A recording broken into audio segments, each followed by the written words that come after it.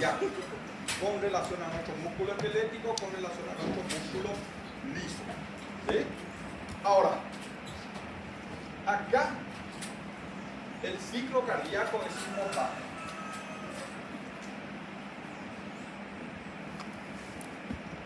El ciclo cardíaco. ¿Bien? Y acá nuestro famoso ciclo cardíaco, tenemos que saber, por ejemplo, acá que se abre, acá que se cierra, o acá que se cierra, acá que se abre. ¿Bien? Acuérdense, esto es 0, esto es 80, esto es 120 milímetros de mercurio. ¿Bien? Bueno, la primera fase de nuestro ciclo, o sea, recordar que nuestro ciclo cardíaco tiene dos fases: una sístole o un periodo de contracción y una diástole o un periodo de relajación. ¿Bien? Nuestra sístole se vuelve a dividir en tres periodos.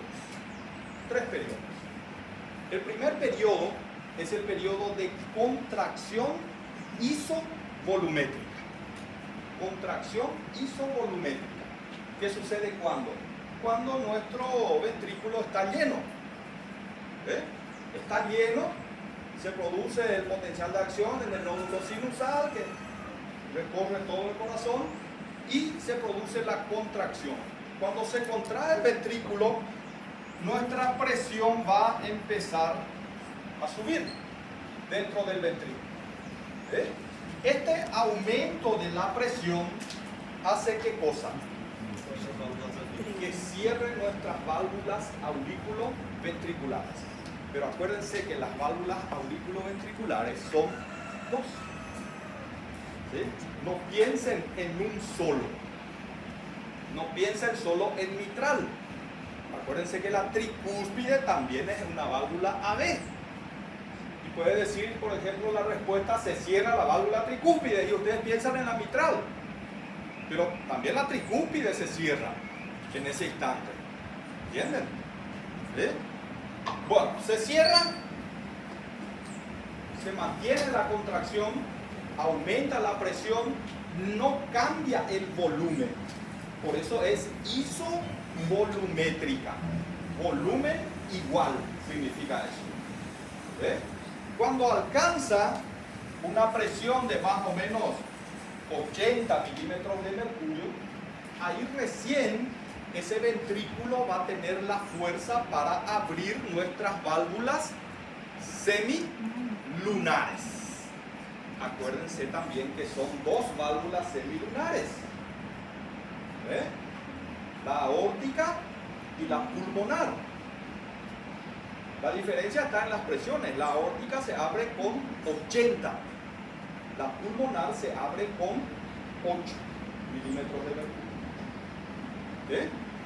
Bueno, entonces, cierre de válvulas AD, apertura de válvulas semilunares. ¿Ok? Se sigue contrayendo el ventrículo, la actina y la miocina siguen intercruzándose hasta llegar a su máxima interdigitación. ¿Sí? Y ahí empieza a perder fuerza. ¿Se acuerdan de ese gráfico que tenía un punto A, B, C con relación a la distancia del sarcómero, ¿verdad? Acá era su máxima fuerza de contracción, su punto máximo de fuerza de contracción. Si la actina y la miocina siguen cruzándose, ¿qué va a perder? El músculo va a empezar a perder fuerza. ¿Por qué? Porque cuando adquiere su máxima fuerza de contracción el músculo, cuando la máxima cantidad de puentes cruzados están unidos con los sitios activos de actina. ¿Sí? Y si continúa esa interdigitación, la cantidad de puentes cruzados ya va a ser menor. Entonces va a ir perdiendo fuerza, que es lo que sucede acá, ¿verdad? Cuando llega a su interdigitación máxima, después empieza a perder fuerza de contracción. ¿Sí? Y una vez que pierde fuerza de contracción, La sangre, ustedes saben que por inercia quiere volver hacia atrás. Quiere volver hacia atrás. ¿Por qué? Porque tiene que subir la aorta, el callado y después para bajar hacia la circulación sistémica. Entonces cuando sube ahí pierde fuerza y quiere volver hacia atrás. ¿Y eso hace qué cosa? Eso hace que estas válvulas semilunares se vuelvan a cerrar para que esa sangre que salió del ventrículo no vuelva a entrar dentro del ventrículo. Entonces se cierra esa válvula semilunar. Y una vez que se cierra, nuestro músculo se relaja totalmente y vuelve a su presión diastólica, que es de 0. Nuestro ventrículo vuelve a su presión diastólica, que es de 0. Y cuando llega a 0, en ese momento nuestra aurícula, que está llena de sangre, porque nuestra aurícula, acuérdense que no tiene válvula. Entre las venas cavas, la superior y la inferior y la aurícula, no hay válvulas. No hay válvulas. Quiere decir que durante toda la sístole, la aurícula ya se está llenando de nuevo de sangre. Está lleno de sangre. Y entonces, en ese momento, cuando la presión del ventrículo llega a 0, la presión de la aurícula es un poquito mayor que la presión del ventrículo. Y eso hace que se abran nuestras válvulas auriculoventriculares. Y ahí empieza nuestra diástole. Nuestra diástole, que también tiene 3/3. 3/3. Que son llenado rápido,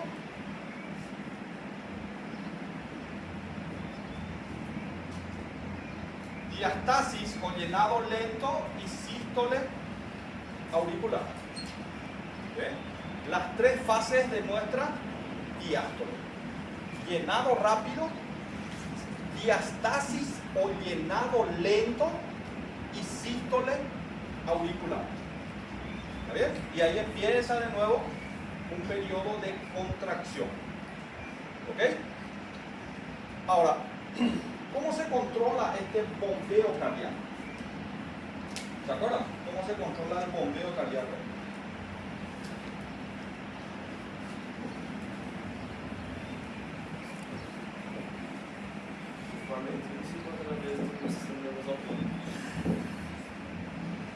Puede ser de forma intrínseca o a través o de forma extrínseca, ¿verdad?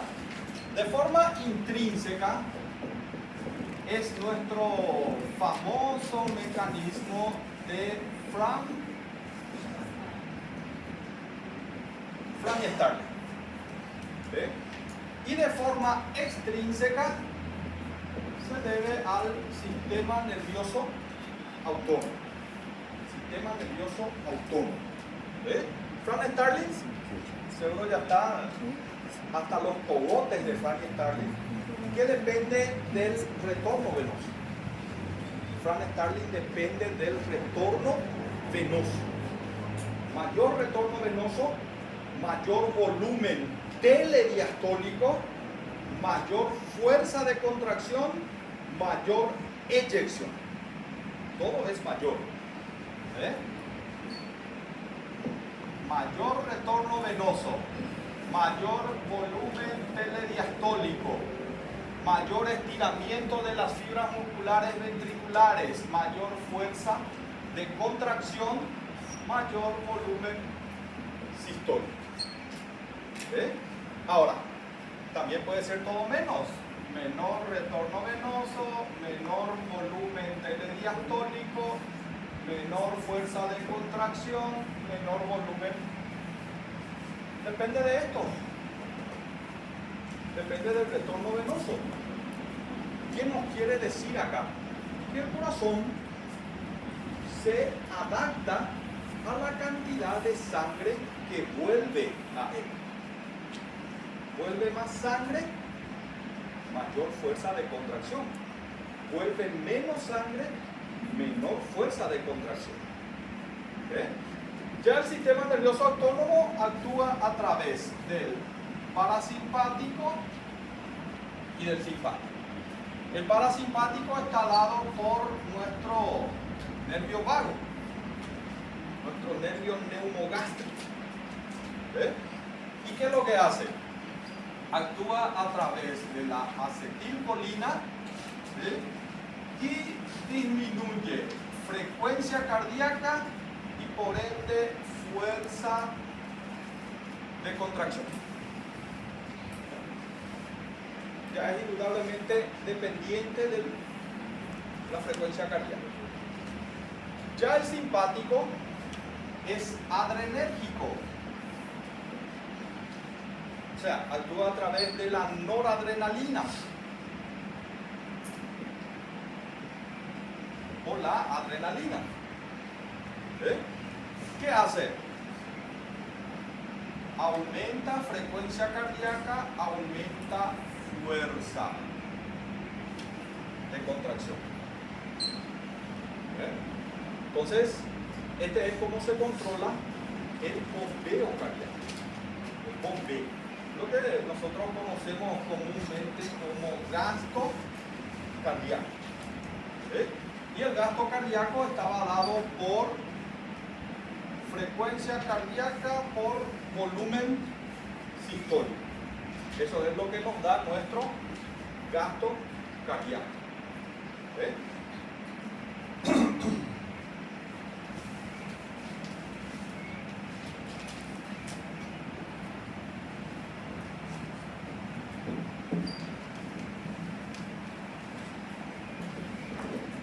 Bueno, capítulo 10 habla de la misma cosa.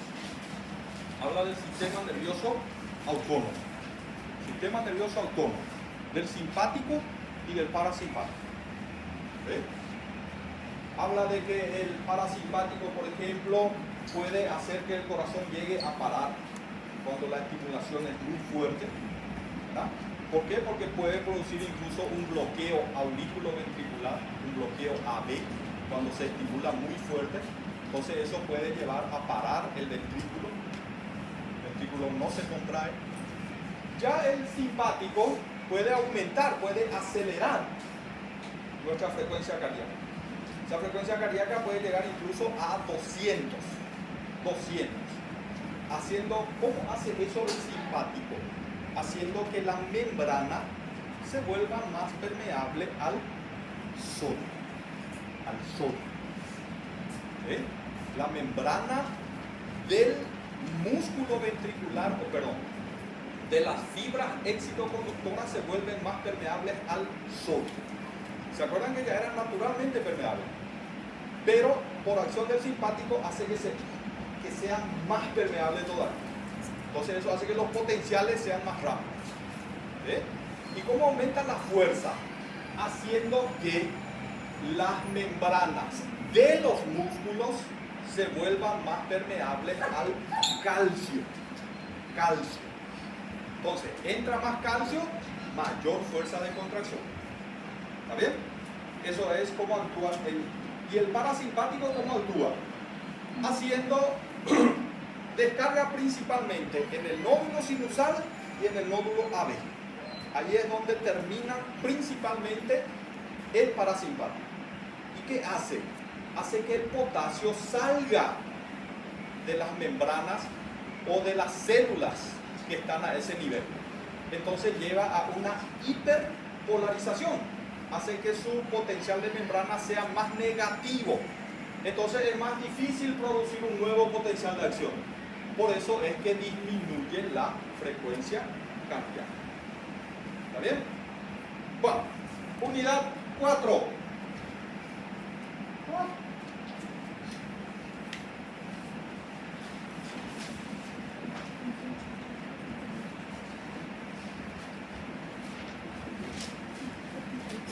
¿Ley? ¿Qué ley? Ley de Ohm.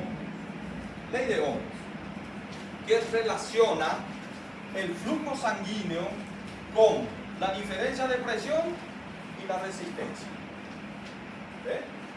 ¿Qué nos dice la ley de Ohm? Que el flujo o la cantidad de sangre que va a pasar por un punto determinado depende o es directamente depende del gradiente de presión. Cuanto mayor el gradiente de presión, mayor va a ser el flujo sanguíneo. ¿Sí? En la circulación sistémica, ¿cuánto es el gradiente de presión?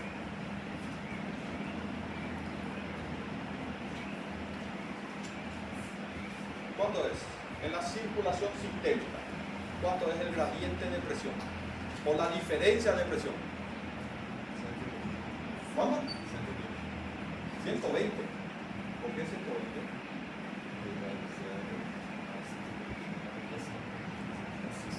¿Dónde tiene 120?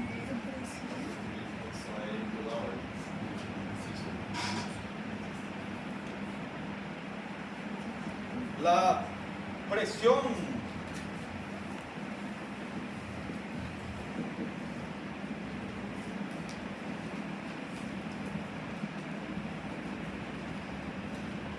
milímetros de mercurio. La media. ¿Va? Entonces, cuando sale en la aorta, tiene una presión de 100 milímetros de mercurio. ¿Ve? Y cuando vuelve a la aurícula derecha, su presión es 0, que es la presión de la aurícula derecha. Entonces, nuestra circulación sistémica, su gradiente de presión es de 100 milímetros de mercurio. 100 milímetros de mercurio. ¿Ve? Y la resistencia periférica, ¿cuánto es?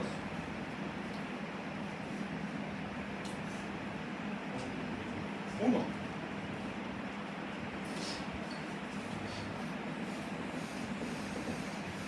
Una unidad de resistencia periférica, un PRU.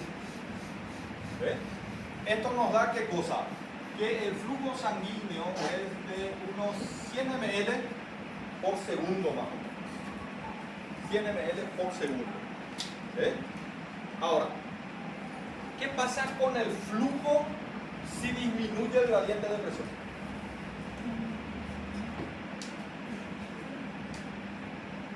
¿Qué pasa con el flujo si disminuye nuestro gradiente de presión? Nuestro flujo disminuye. ¿Sí? Porque dijimos que es directamente proporcional. Entonces, aumenta gradiente, aumenta flujo. Disminuye gradiente, disminuye flujo. ¿Sí? Y también es inverso a la resistencia. ¿Qué significa eso? Si aumenta resistencia, disminuye el flujo. ¿Ah? Vasoconstricción, menor flujo. Si disminuye resistencia, aumenta flujo. ¿Está bien? Vasodilatación, mayor flujo, pero menor velocidad. Acuérdense que de esto también depende la velocidad del flujo. ¿Ve? Es aquel ejemplo de la manguera. Cuando tengo una manguera, abro la canilla, tengo mucha agua, mucho flujo. Pero cuando yo empiezo a disminuir su orificio de salida, le pongo resistencia, disminuye el flujo, pero tiene mayor fuerza, mayor presión. ¿Entienden?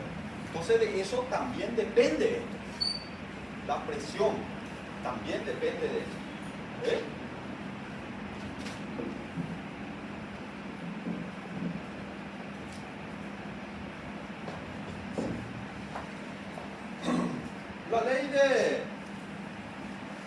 La ley de Poiseuille también es importante porque también habla del flujo. Pero la ley de Poiseuille ya tiene otras variables. Por ejemplo, la ley de Poiseuille ya pone una variable que tiene que ver con el diámetro, o sea, habla también de la resistencia, porque habla del diámetro o del calibre de los vasos. Y ahí nos habla de la ley de la cuarta potencia. La ley de la cuarta potencia. ¿Eh? ¿Qué?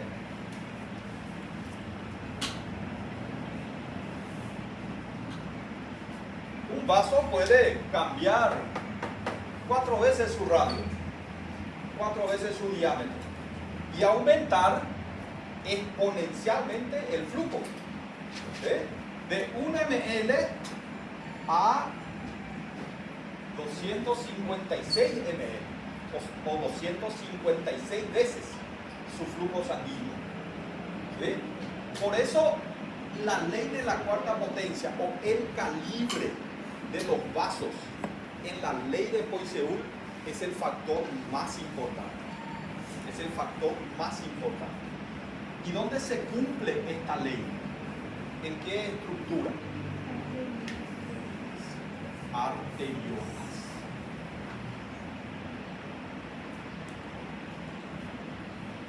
Arteriolas. Que son las últimas ramas del árbol arterial. Después de las arteriolas ya vienen los capilares. Entonces acá ya nos habla también del control del flujo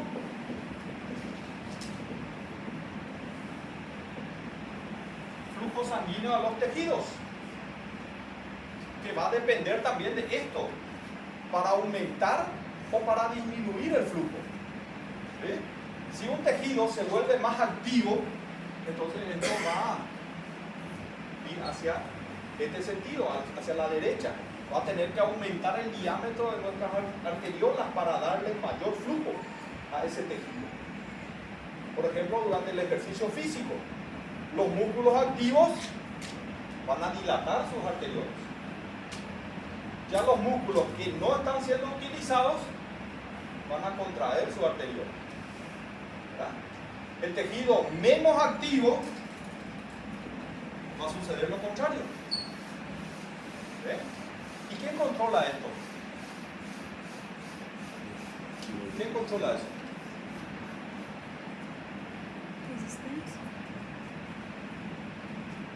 ¿Quién controla? ¿Ah? ¿Quién controla ese diámetro de las arteriolas? La necesidad de los tejidos. La necesidad de los tejidos.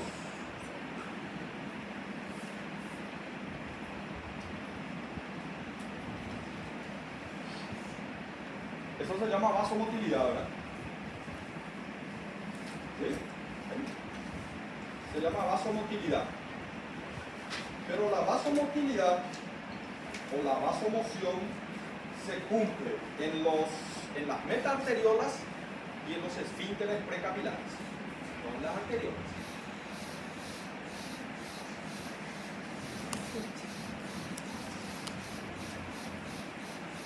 ¿Quién controla las arteriolas?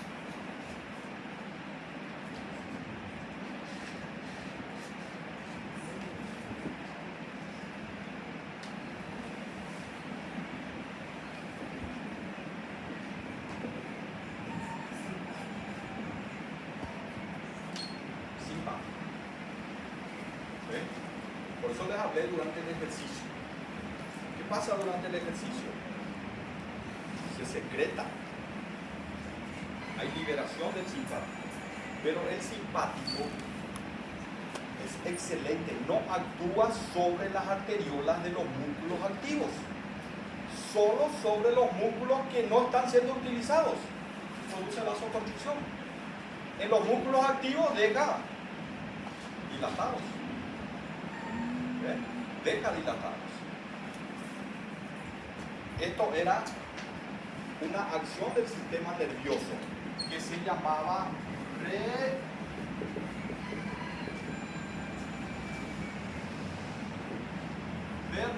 redistribución del flujo sanguíneo. Redistribuye el flujo sanguíneo durante el ejercicio. Durante el ejercicio. Por eso libera al simpático. ¿Qué hace el simpático?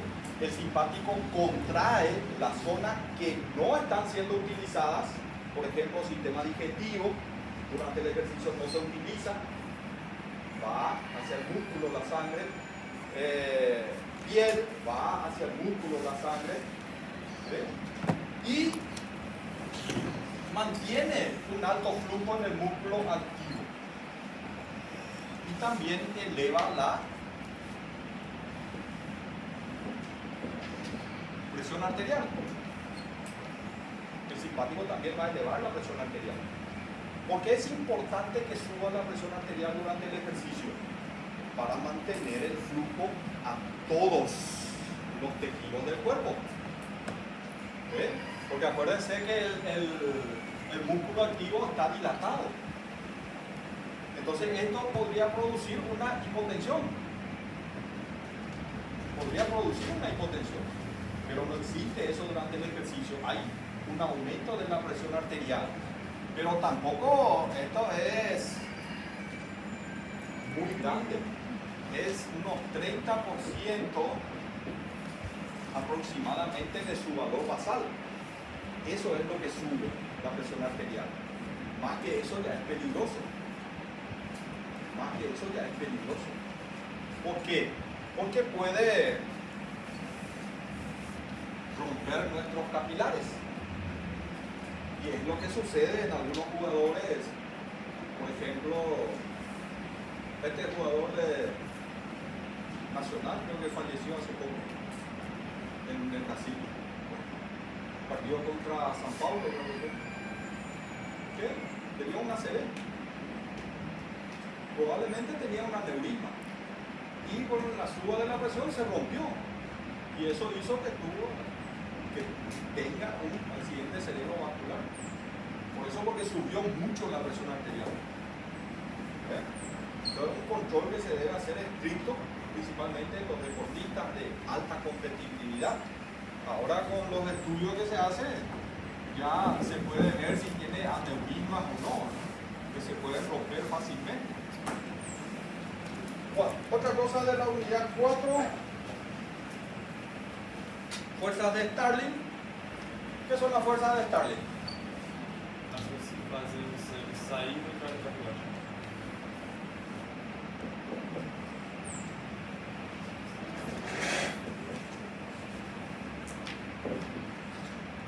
Bueno, nosotros sabemos que la principal función de la circulación es el intercambio de líquidos a nivel de los capilares. Esa es su principal función, intercambio de líquidos a nivel de los capilares, hacer que el plasma salga hacia el líquido intersticial y que el líquido intracelular que salió de la célula, pasó al intersticial, vuelva al plasma para ser eliminado. Y eso está dado por las fuerzas de Starling, que son 4, ¿verdad? Tenemos la presión hidrostática del capilar, tenemos la presión coloidosmótica del plasma, estos dos actúan dentro del vaso, tenemos la presión hidrostática del líquido intersticial y la presión coloidosmótica del líquido intersticial. 4 fuerzas. La presión hidrostática es la presión que el líquido hace contra la pared del vaso.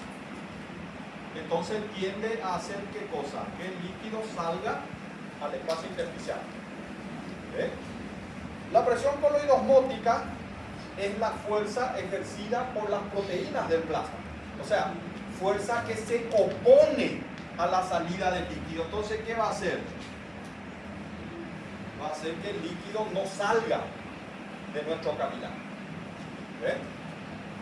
La presión del líquido intersticial generalmente es la presión del líquido libre que se encuentra en los espacios intersticiales y depende si es positiva o negativa para ver su acción. Pero como principalmente suele ser negativa, entonces también ayuda a la salida del líquido. Y la presión de las proteínas que están en el líquido intersticial promueven también o estiran agua. Entonces tenemos 3 fuerzas que filtran o hacen que el líquido salga del capilar y una fuerza que se opone. ¿Eh? Ahora, esto generalmente trabaja en un estadio de equilibrio. Trabaja en equilibrio. Hay un pequeño desequilibrio de 0,3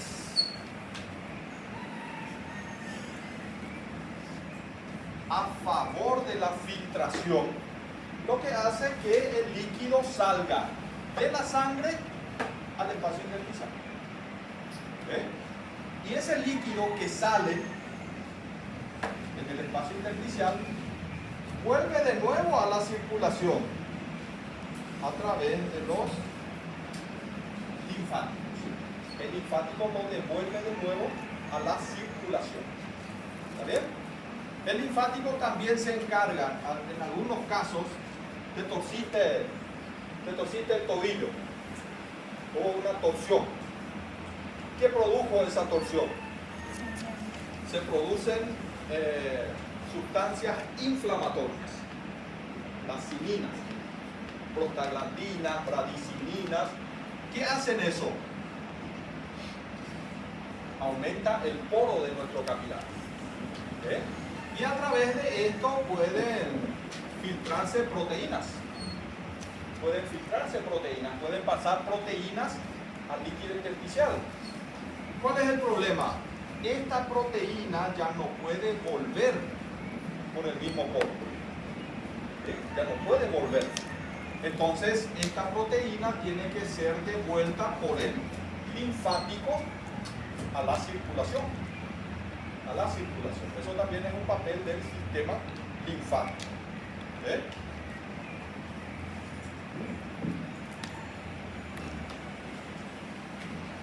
Por último, de la unidad 4, control de la presión arterial, control rápida.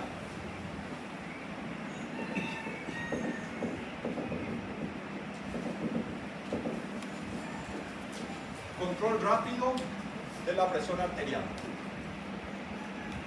Esto está dado por el sistema nervioso central. ¿Sí?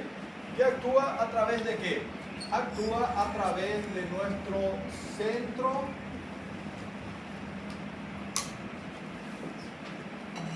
vasomotor.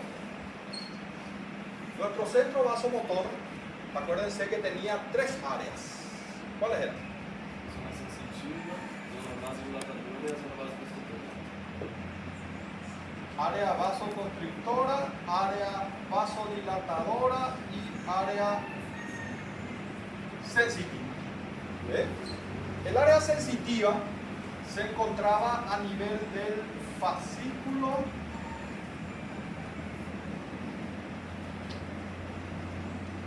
solitario.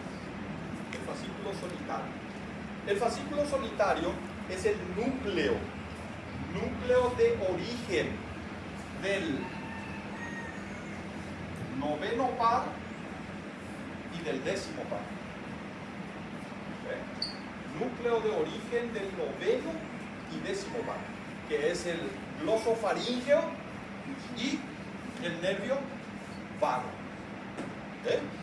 Ahora, este centro vasomotor necesita de receptores periféricos, que son los vasoreceptores.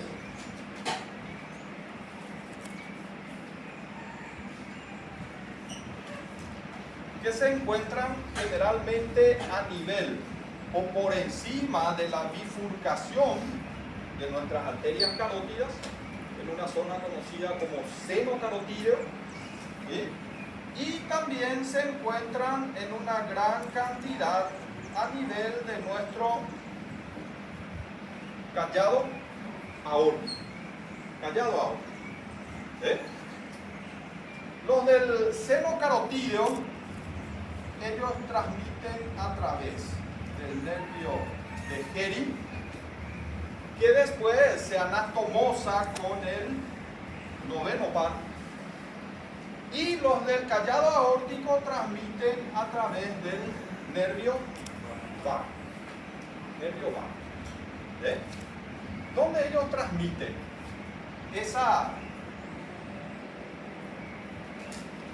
ese estímulo llega al área sensitiva, porque llega al fascículo solitario, ¿verdad? Y el fascículo solitario hace parte de nuestra área sensitiva.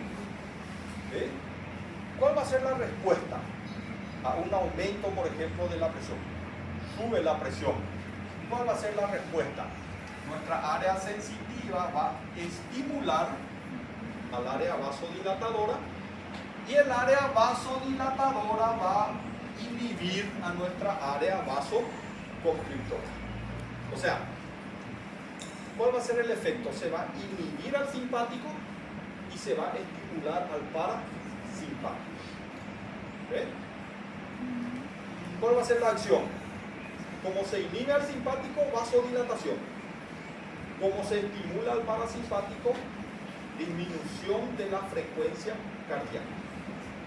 ¿Ve? Eso va a hacer ¿qué cosa?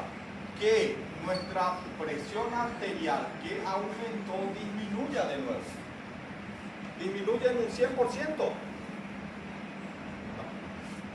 Disminuye en un 75%. 75%. ¿Ve? ¿Es efectivo esta regulación? No es efectivo.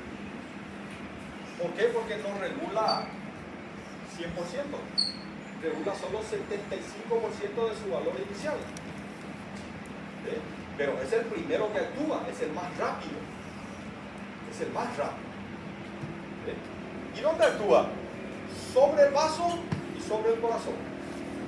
¿Qué hace? O dilata el vaso, o contrae el vaso, disminuye la frecuencia o aumenta la frecuencia. Nada más. Nada más. Control rápido, control agudo. ¿Ve? Ahora, los vasoreceptores, estos vasoreceptores, también son importantes cuando cambiamos de posición. Estamos acostados y nos ponemos de pie, por ejemplo, de repente. ¿Cuál es la tendencia? La sangre es líquida, la sangre es agua. Y tiene la tendencia de ir para abajo. ¿Verdad? Yo estoy acostado, mi sangre está distribuida por todo el cuerpo, me levanto, quiere ir al pie. Entonces ahí también se activan los vasoreceptores. Pero en este caso, se libera al área vasoconstrictora. Hay una liberación del simpático en este caso. ¿Ve? ¿Y qué hace el simpático? Vasoconstricción, cardioaceleración y mantiene mi presión alta, principalmente del tronco para arriba. Entonces eso hace que el flujo sanguíneo se mantenga a nivel cerebral. Y yo no me mareo, no tengo vértigo, no me caigo por ese cambio brusco de la presión arterial. Para eso también son importantes. ¿Ve? Aparte de los varos, también tenemos los quimioreceptores, que están en el mismo sitio, que son unas células especializadas, ¿verdad? O sea, ellos reciben un flujo sanguíneo arterial permanente. ¿Qué significa?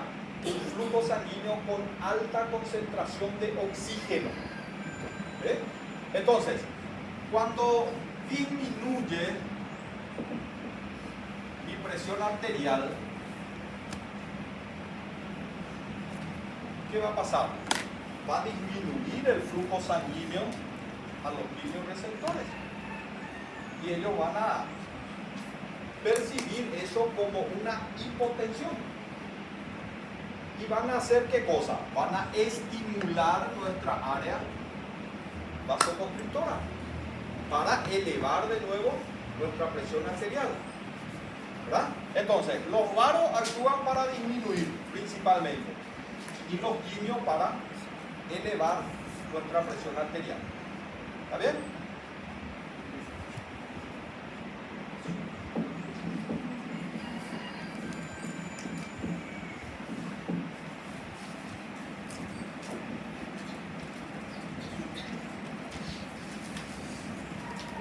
Riñones.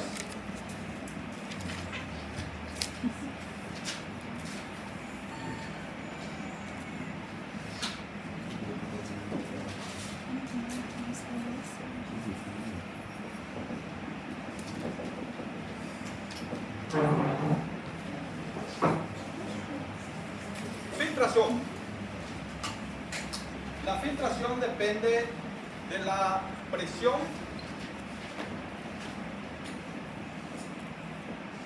de filtración neta. Presión de filtración neta. ¿Eh? ¿Y cómo se determina la presión de filtración neta?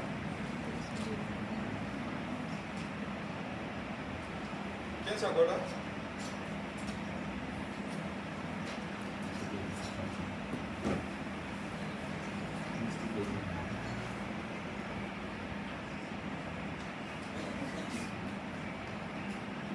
¿Quién se acuerda? ¿Cómo se determina la presión de filtración neta? Filtração glomerular mais.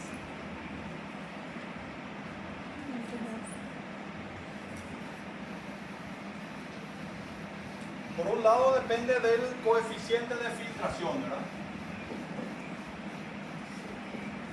Coeficiente de filtración, que es la medida hidráulica que tienen los riñones para poder llevar el líquido a través de todos los glomérulos.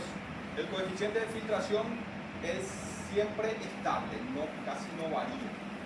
¿Eh?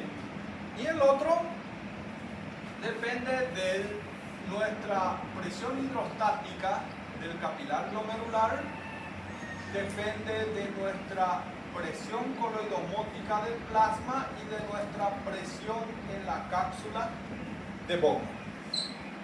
¿Eh? Presión en la cápsula de Bowman. Este proceso matemático nos da 10 milímetros de mercurio a favor de la filtración. ¿Ves? 10 milímetros de mercurio. Y esto es 12,5. Entonces, por eso es que nuestra presión de filtración neta es de 125 ml por segundo o 180 litros por día. 180 litros por día. ¿Eh? Bueno,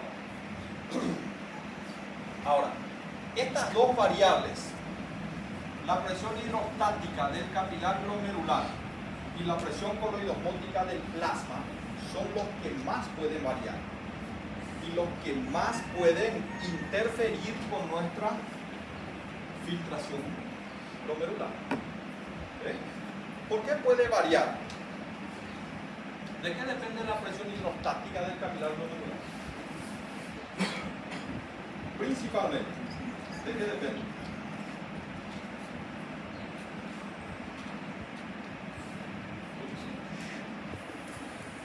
¿De qué depende el flujo? La presión. Hay tres factores. El primero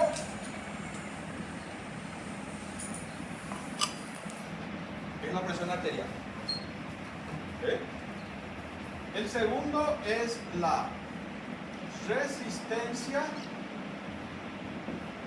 de la arteriola aferente y el tercero es la resistencia de la arteriola eferente. Esos son los tres factores que pueden hacer que varíe nuestra presión de filtración neta. ¿Eh?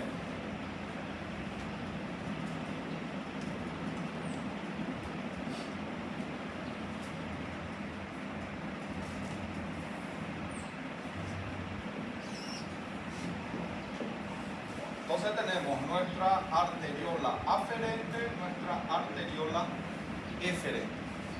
¿Eh? Presión arterial es lógico. Aumenta presión hidrostática. Disminuye presión hidrostática. Es directo. ¿Eh? Resistencia. Si nuestra arteriola aferente se contrae, ¿qué va a pasar? ¿Va a aumentar o va a disminuir nuestra filtración? Va a disminuir la filtración. ¿Por qué? Porque va a llegar menos sangre, menos plasma y nuestra presión hidrostática va a disminuir. ¿Eh? Si hay dilatación, Aumenta flujo, aumenta presión hidrostática, aumenta filtración. ¿Ven? Si se dilata, ¿qué pasa? Menos filtración. Menos filtración. Menos filtración, ¿por qué? Que se dilata porque sale más rápido el sangre. Sale más rápido sangre. Sale más rápido sangre. Entonces disminuye nuestra presión hidrostática. Dilatación de la arteriola eferente. Ahora, si se contrae, va a haber mayor cantidad de plasma en el glomérulo. Mayor presión hidrostática, mayor filtración. ¿Ve? Y allí es donde actúan las sustancias para filtrar más o filtrar menos. Por ejemplo, el péptido natriurético auricular. ¿Cuándo se secreta?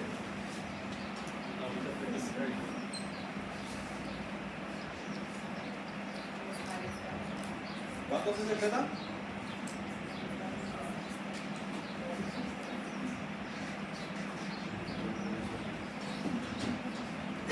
¿Cuándo se secreta el péptido natriurético auricular? Cuando hay un aumento de volumen. Aumento de volumen. Entonces, mayor retorno venoso y las fibras auriculares se estiran más. ¿Ven? Hay un exceso de estiramiento de las fibras auriculares. ¿Cuál es el efecto del péptido? El péptido no. Ese es el Bainbridge. Ese es el reflejo de Bainbridge. ¿Ven? Reflejo de Bainbridge. ¿El péptido qué hace? ¿Cómo? Disminuyendo la presión. ¿Cómo?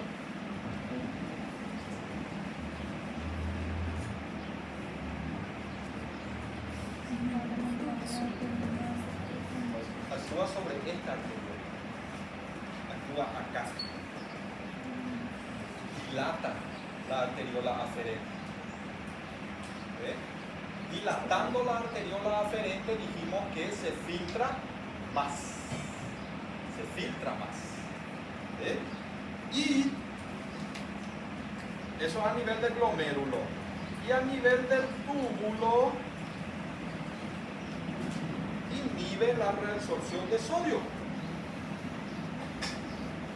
Inhibe la reabsorción de sodio. ¿Ve? Entonces, ¿qué va a pasar ahí? ¿Cuál va a ser el resultado?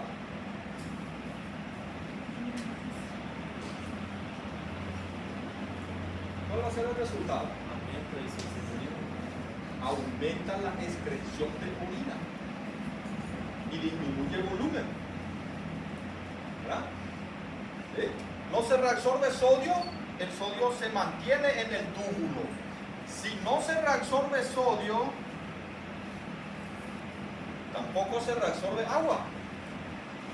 Hay mayor cantidad de volumen urinario, se orina más y disminuye volumen. Entonces quiere decir que nuestro péptido es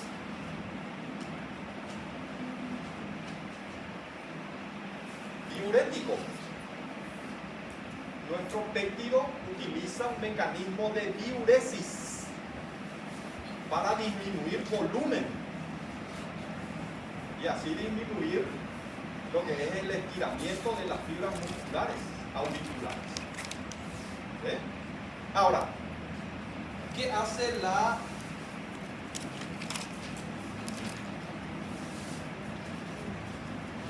angiotensina? ¿Qué hace? ¿Cuál va a ser el efecto sobre la filtración?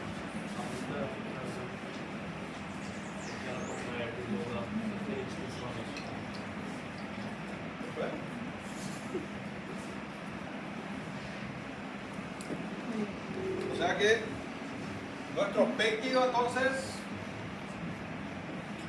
actuaba acá, ¿verdad?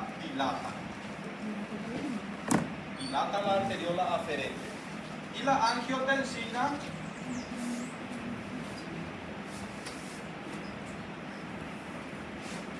contrae nuestra arteriola eferente. ¿Eh?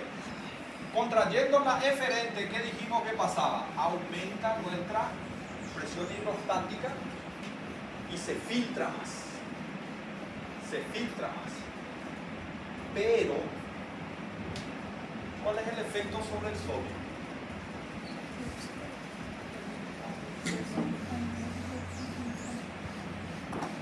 ¿Cuál es el efecto sobre el sodio? Absorbe mais. Aumenta su reabsorción. Aumenta la reabsorción de sodio. Y por ende, verá, va a aumentar la reabsorción de agua. ¿Ve? Y ahí de nuevo la diferencia. Esto se secreta por un aumento de volumen y aumento de presión arterial. Esto se secreta por disminución del volumen y disminución de la presión arterial. La angiotensina entonces es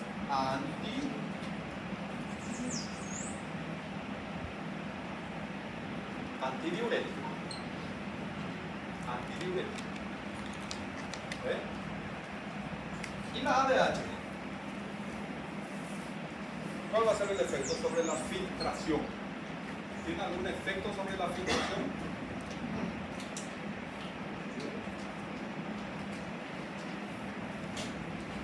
La ADH. ¿Algún efecto sobre la filtración? Maior filtração. ¿No? Maior. No tiene efecto sobre la filtración. No actúa sobre la filtración. Los únicos que actúan sobre la filtración son el péptido, la angiotensina y el sistema nervioso simpático. Sistema nervioso simpático. ¿Ve? ¿Cuál va a ser el efecto del simpático? Vasoconstricción. ¿Y qué va a pasar con nuestra presión? La presión hidrostática. Por acción del simpático, ¿qué va a pasar?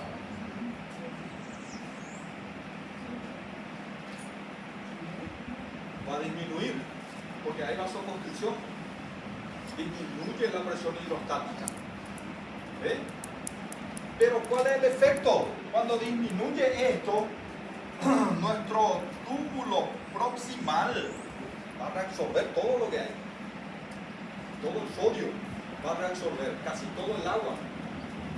Y cuando ese líquido llega a la mácula densa, ya va a tener poco sodio. Y se va a secretar angiotensina. O sea, renina, angiotensina, aldosterona. Ahí se va a activar el sistema por acción del simpático. ¿Entiendes? ¿Ves? Esto tiene que ser encendido o apagado, normalmente. Depende de la presión. Sube presión, se secreta, se inhibe. Baja presión, se secreta, se inhibe. ¿Ya? O sea que el riñón utiliza mecanismos o diuréticos o antidiuréticos, dependiendo si sube o si baja la presión. ¿Está bien? Los mecanismos diuréticos son el péptido natriurético auricular. Después tenemos la diuresis o natriuresis por presión, ellos son diuréticos. Y después todos los antidiuréticos, el simpático, la angiotensina, la aldosterona, la ADH, todos ellos son antidiuréticos. Y generalmente actúan cuando baja la presión o cuando disminuye volumen.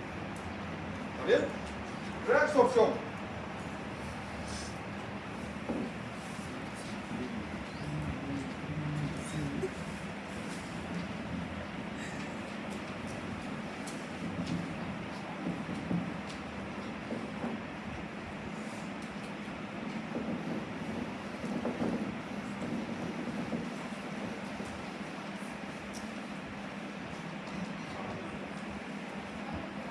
La reabsorción ocurre principalmente en el túbulo proximal. Túbulo proximal. Ahí se reabsorbe ya casi todo. ¿Ven? Casi todo ya se reabsorbe ahí. Túbulo proximal. Los túbulos distales ya son más selectivos. Son más selectivos. ¿Está bien? Ahora, ¿dónde se reabsorbe principalmente el magnesio?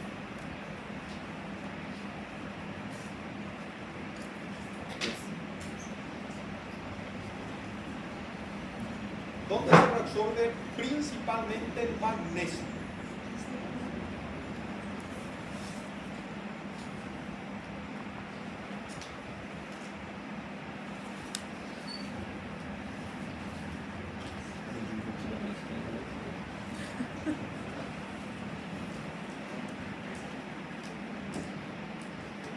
¿Dónde?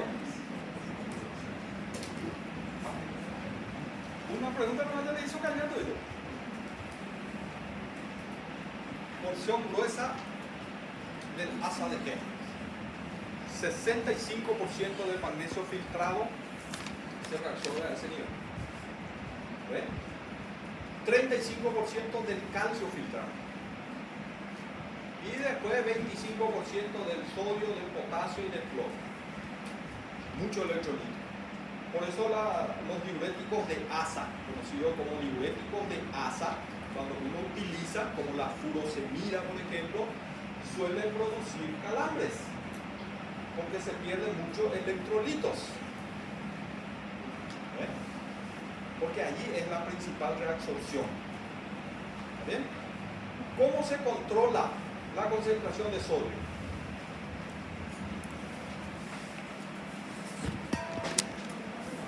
Por su índice de filtración y por su índice de reabsorción.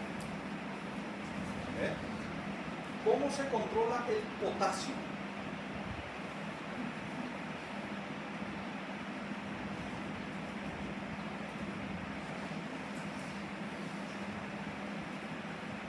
¿Cómo se controla el potasio?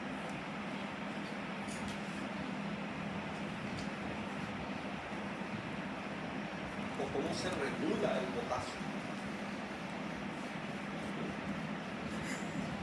Por su índice de secreción. Secreción. ¿Sí? ¿Cómo se regula el calcio?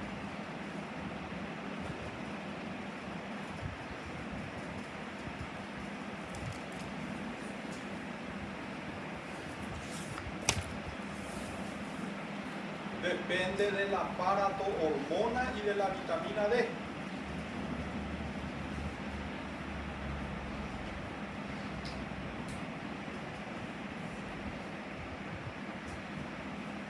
¿Dónde se secreta principalmente potasio?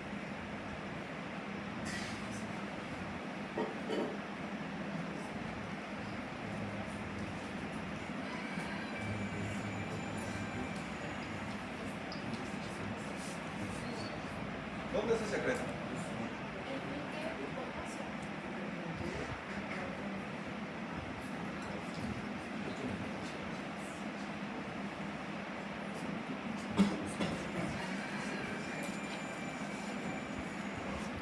¿Dónde?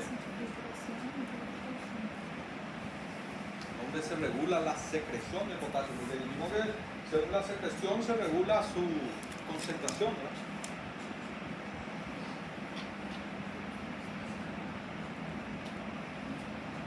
¿Dónde están las células principales? Segunda porción del túbulo distal o última porción del túbulo distal y conductos colectores. Ahí están las células principales que se encargan de secretar potasio, que son estimuladas por la aldosterona. Y el principal estímulo para la secreción de aldosterona, ¿cuál es?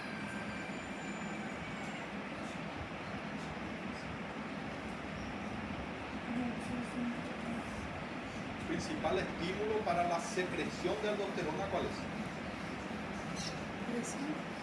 A ver, ya dijeron uno. ¿Cuál es? Potasio. Primero, concentración de potasio en el líquido extracelular. Y segundo, ¿cómo es el sistema? Renina, angiotensina, entonces depende de la angiotensina. Son los dos estímulos principales para la secreción de aldosterona. Concentración de angiotensina es plasma y concentración de potasio en el líquido extracelular. La aldosterona es una hormona de la corteza suprarrenal que no depende casi del eje hipotálamo, hipófisis, glándula. La mayoría de las hormonas depende de eso, ¿verdad? Hipotálamo estimula hipófisis, hipófisis estimula glándula. La aldosterona no depende. Actúa también, la ACTH puede estimular secreción de aldosterona muy poco, muy poco. La principal estimulación es angiotensina 2 y potasio. ¿Está bien? Eso es para endocrinología ya. Entonces, por último de unidad 5,